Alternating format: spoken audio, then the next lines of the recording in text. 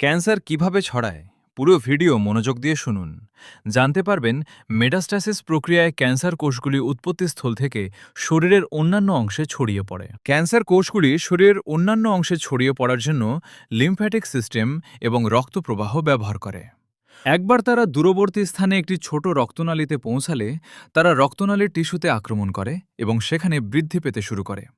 এর ফলে ক্ষুদ্র টিউমার তৈরি হয়। কোষগুলি এখনও কার্যকর থাকে, তাই ক্যান্সার কোষগুলি নতুন রক্তনালীগুলি বৃদ্ধি করে, যা টিউমার বৃদ্ধির জন্য রক্ত সরবরাহ তৈরি করে। বেশিরভাগ সময় এই সময়ে ক্যান্সার কোষগুলি ছড়িয়ে পড়া বন্ধ করে দেয় এবং মারা যায়। কিন্তু যদি পরিস্থিতি তাদের জন্য অনুকূল হয়, তবে তারা বৃদ্ধি পেতে থাকবে এবং শরীরের অন্যান্য অংশে অগ্রসর হতে থাকবে। মেটাস্ট্যাটিক ক্যান্সার দীর্ঘ সময়ের জন্য নিষ্ক্রিয় থাকতে পারে এবং অনুকূল পরিস্থিতি সৃষ্টি হলে আবার বৃদ্ধি পেতে শুরু করে। এটি সাধারণত শরীরের বিভিন্ন অংশে টিউমার আকারে দেখা দেয়, কেবল উৎপত্তিস্থলের পরিবর্তে।